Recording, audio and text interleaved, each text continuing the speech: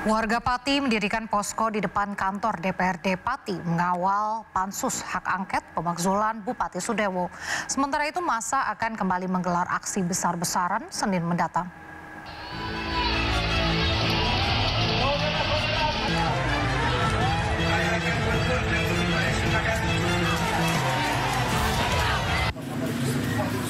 Aliansi Masyarakat Pati Bersatu kembali mendirikan posko di depan kantor DPRD Pati, Jawa Tengah. Posko bertujuan mengawal pansus hak angket pemakzulan Bupati Pati Sudewo yang tengah bergulir di DPRD Pati. Posko ini juga menampung pengaduan dugaan kekerasan aparat saat aksi unjuk rasa 13 Agustus lalu. Pendirian posko ini untuk mengawal pansus hak angket dari Bupati Sudewo. Jadi nggak ada donasi lagi ya? Oh, kalau donasi, kalau ada yang sukarela berikan, ya kita terima, monggo, tidak apa-apa. Sementara itu, meski dituntut mundur dari jabatannya, Bupati Pati Sudewo tetap mempertahankan kursi kepemimpinannya. Massa kemudian akan kembali menggelar aksi serupa pada Senin 25 Agustus 2025. Aksi ini merupakan lanjutan dari aksi sebelumnya yang menuntut Sudewo mundur. Adapun aksi dipicu kebijakan kontroversi Sudewo yang menaikkan pajak bumi dan bangunan pedesaan dan perkotaan hingga 250%. Dari Pati, Jawa Tengah, Lazarus Sandi, iNews melaporkan. Menanggapi banyaknya persoalan kenaikan PBB di sejumlah daerah, Menteri Dalam Negeri Tito Karnavian memberikan solusi. Ia meminta para kepala daerah memperhatikan kondisi sosial ekonomi masyarakat sebelum membuat kebijakan.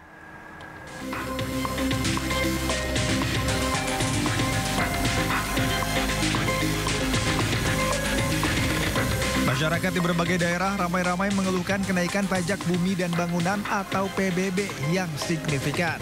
Menanggapi hal ini, Menteri Dalam Negeri atau Mendagri Tito Karnavian memberikan solusi. Mendagri mengaku sudah menyampaikan surat edaran kepada semua kepala daerah yang isinya memberikan petunjuk sebelum memutuskan kebijakan menaikkan PBB. Ia juga mengimbau kepada kepala daerah untuk mengeluarkan kebijakan terkait pajak dan retribusi yang berpijak kepada rakyat. Agar diperhatikan betul faktor sosial ekonomi masyarakat di daerahnya.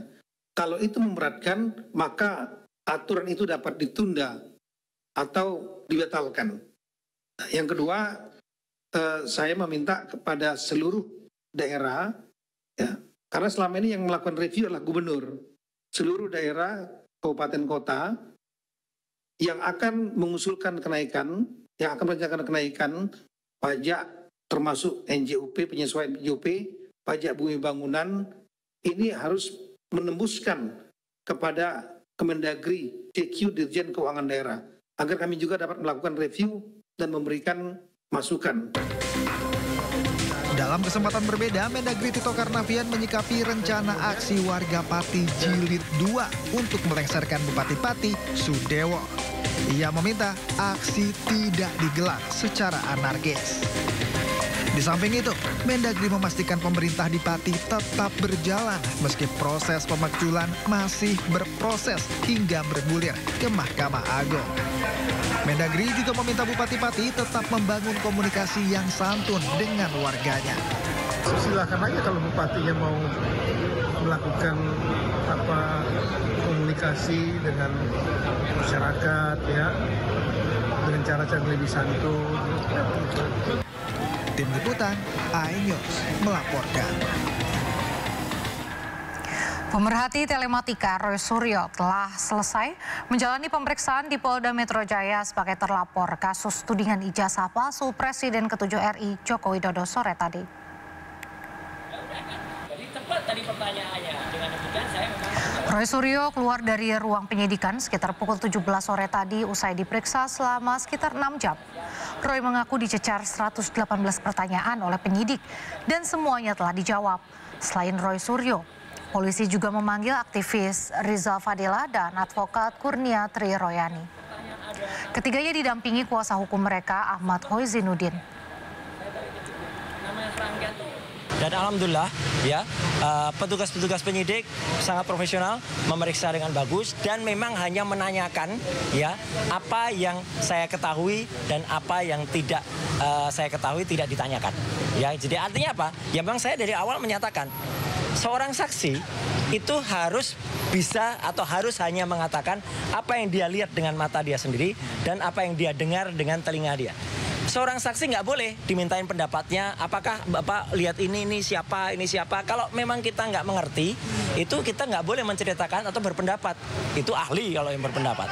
Saksi itu hanya mengatakan yang dia lihat dan dia dengar. Makanya tadi saya hanya menyampaikan yang saya lihat dan saya dengar pada pertanyaan seputar tanggal 22 Januari 2025. Selain itu, ya saya tidak perlu menjawab karena pertanyaan di luar tanggal 22 Januari itu 2025 adalah tidak saya ketahui dan tidak saya dengar. Jadi itu yang saya jawab tadi. Mungkin bisa disampaikan tanggal 22 Januari itu apa? Justru itu yang menarik. 22 Januari saya tidak mengerti itu peristiwa apa. Ya, gitu. Ada di Jakarta Pusat itu di mana? Tidak ada juga. Jadi kan lucu. Sesuatu yang saya tidak ada di dalamnya, saya tidak disebut di dalamnya, orang-orang yang ada di situ juga tidak ada saya, ditanyakan kepada saya. Jadi sama aja kalau teman-teman ditanya, Anda ada di situ? Nggak ada. Oke, begitu Anda nggak ada, Anda tahu nggak siapa-siapa yang di situ? Kayaknya nggak ada.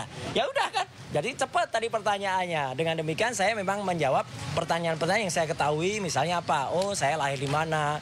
Dulu pendidikannya apa? Orang tua siapa? Data diri apa? Kemudian apa yang saya ketahui? Apa yang saya takuni selama ini? Tentang latar belakang telematika saya seperti apa? Definisi telematika seperti apa? Ya itu yang saya jawab. Begitu kemudian pertanyaan ada tanggal itu dan serangkaian, saya bilang gini, sebuah namanya serangkaian, ya, saya balik ke dia. Namanya serangkaian tuh dari awal sampai belakang. Nggak boleh serangkaian terus tiba-tiba saya ditanya yang di tengah. Nggak ada. Kemudian saya ditanya yang di belakang. Nggak boleh. Kalau dari awal sudah putuslah pertanyaan itu. Dan yang menarik apa? Tadi memang saya mengecek apa sih yang sebenarnya mau ditanyakan. Ini loh Pak, ada 37 link yang ditanyakan. Oke, dari 37 link itu semua ada saya